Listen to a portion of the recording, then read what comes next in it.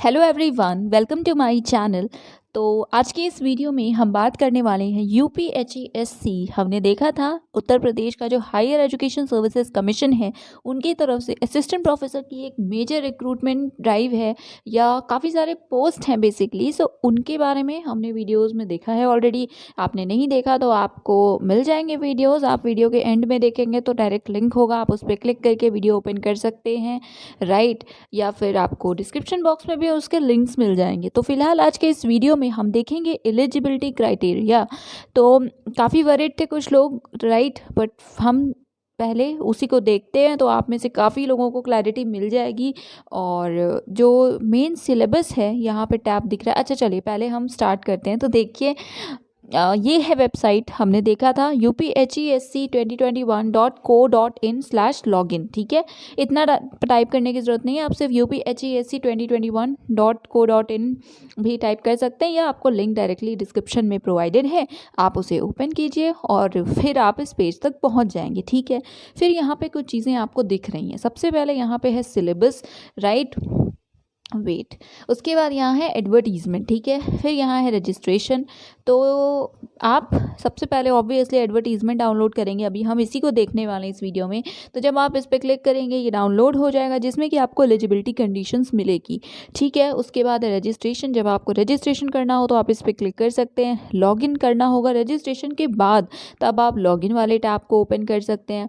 और थोड़ा सा स्क्रॉल डाउन करेंगे तो यहाँ पे कुछ चीज़ें हैं जैसे कि वेट, ये है लॉगिन के लिए। ठीक है, जब आप रजिस्टर कर लेंगे ये उसके बाद के लिए, एल्स आप यहाँ पे भी बाकी चीज़ें देख सकते हैं। तो सबसे पहले है इम्पॉर्टेंट नोटिस। तो कुछ नोटिसेस हैं, ठीक है। सो सबसे पहला तो वही है कि website is currently under maintenance, इसीलिए काफ़ी चीज़ें अभी एक्सेस नहीं हो रही हैं। जैसे ये सिलेबस वाला है वो भी ओपन नहीं हो रहा है, बहुत लैग कर रहा है। बस एडवर्टीज़मेंट है जो डाउनलोड हो गई है और ऑफिशियल है तो इम्पॉर्टेंट था इसलिए ये वीडियो मैं बना रही हूँ। वेबसाइट अभी अच्छे से वर्क नहीं कर रही है, प्लीज़ पैनिक मत होइएगा, पैनिक मत करिएगा। Application form will be live very shortly, inconvenience is regretted. ठीक है, उसके बाद है detailed advertisement will also publish with all relevant information very shortly. तो ये एडवर्टीजमेंट है और आई एम होपफुल कि शायद एक और एडवर्टीजमेंट आनी हो डिटेल में, या जो भी होगा हम देखेंगे फिर से। आप वेबसाइट को चेक करते रहिएगा, मैं भी अपनी तरफ से करती रहूँगी। कोई भी इशू होता है तो आप इन्हें मेल कर सकते हैं।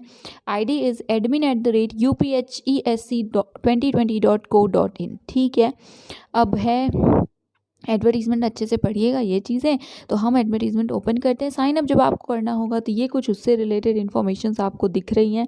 ठीक है, यहाँ पे नॉर्मल ही है। जैसे सबसे पहले तो आपको रजिस्ट्रेशन के लिए ईमेल आईडी वगैरह होनी चाहिए, फ़ोन नंबर होना चाहिए। एक कैंडिडेट सिर्फ एक ही एप्लीकेशन कर सकते हैं, एक से ज़्यादा किया तो आपको डिस्क्वालीफाई कर दिया जाएगा। ठीक है, एक्सेप्ट नहीं होंगे फॉर्म्स। उसके बाद यहाँ पे सबमिट कर दीजिएगा। ये चीज़ें हम होपफुली देखेंगे भी कि कैसे अप्लाई करना है।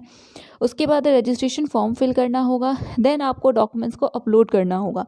यहाँ पे साइज़ दी हुई है 50 KB तक ही अलाउड है। फोटोग्राफ साइन भी सिर्फ 50 KB तक अलाउड है।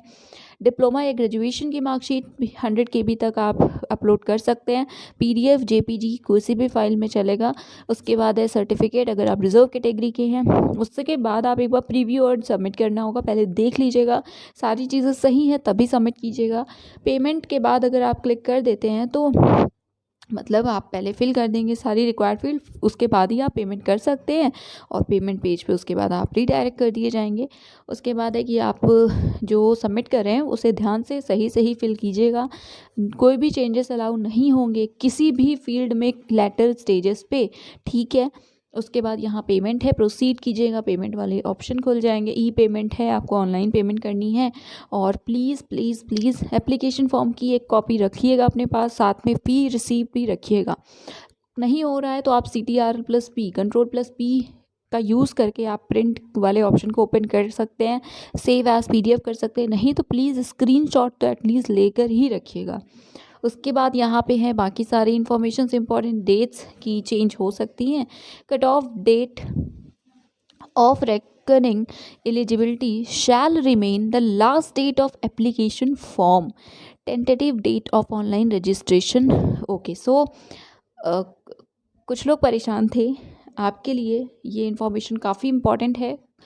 कट ऑफ डेट होगी एलिजिबिलिटी की, last date of application form, याद रखिएगा लास्ट ईयर का कुछ भी ऐसा चक्कर नहीं है, जो भी लास्ट डेट है इस फॉर्म को फिल करने की जो कि मार्च में है, आई एम नॉट श्योर कि कब है, ठीक है। सो अभी हम देख लेते हैं। सो वो जो डेट होगी उस डेट तक आपके पास आपकी मार्कशीट होनी चाहिए, डिग्री होनी चाहिए, आपके पास बेसिकली नेट का सर्टिफिकेट होना चाहिए, नेट क्वालिफाई होना चाहिए। तो जिन्होंने दिसंबर 2020 में क्वालिफाई किया है आप एलिजिबल हैं, यू कैन अप्लाई, राइट, ठीक है ना। तो कुछ इंपॉर्टेंट चीज़ें जो अभी फ़िलहाल हमने देखी वो हैं। अभी हम एडवर्टीजमेंट देखते हैं, ठीक है, एलिजिबिलिटी जो कि सेम है जैसे हमने ऑलरेडी कई सारे नोटिफिकेशंस में डिस्कस किए हैं।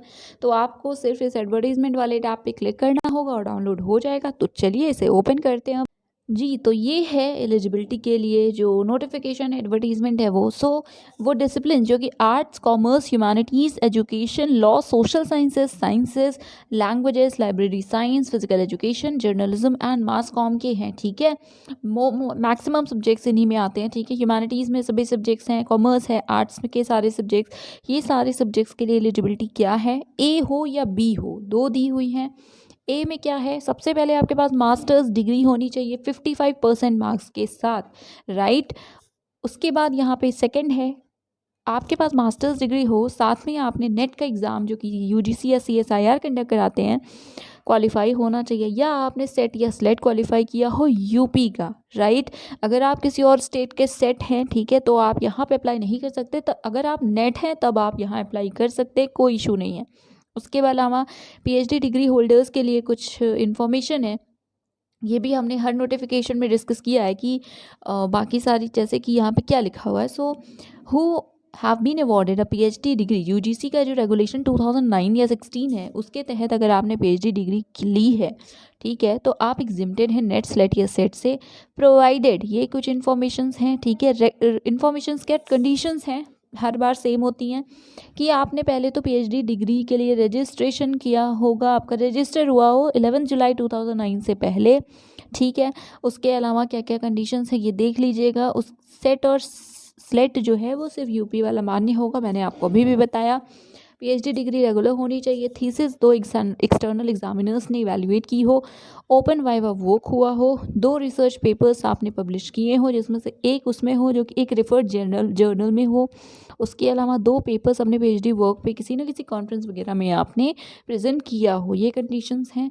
नोट, नेट, स्लेट या SET shall also not be required for such masters program, obviously जिस सब्जेक्ट में कंडक्ट ही नहीं होता है उसमें ऑब्वियसली आप कैसे क्वालिफाई करेंगे, तो आप एग्जेम्प्टेड होंगे।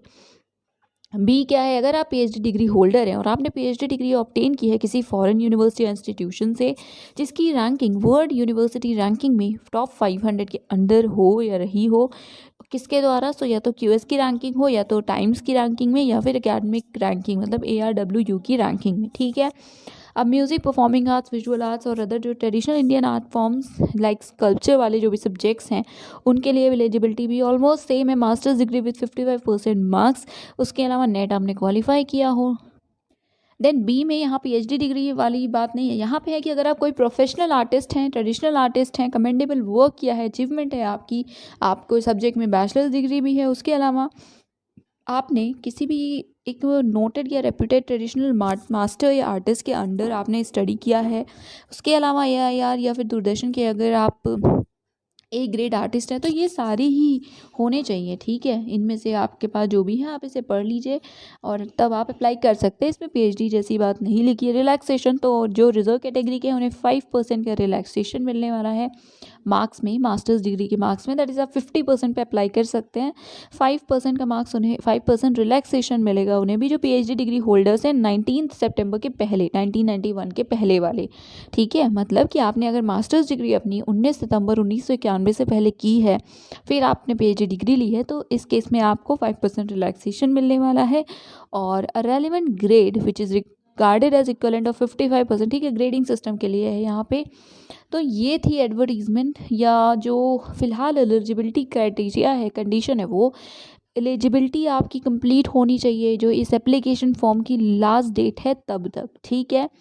तो अभी के लिए लास्ट डेट इज़ 26 मार्च, तो 26 मार्च से पहले पहले आपके पास ये सारी कंडीशंस होनी चाहिए।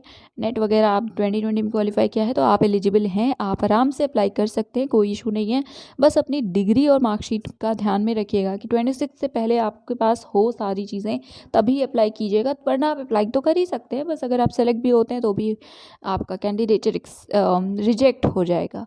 तो ये कुछ इन्फॉर्मेशंस थी, आई होप कि कुछ चीज़ें और आपको क्लैरिटी मिली होगी। और भी जो भी डिटेल्स आती है हम वो डिस्कस करेंगे। और yes that is it, thank you so much.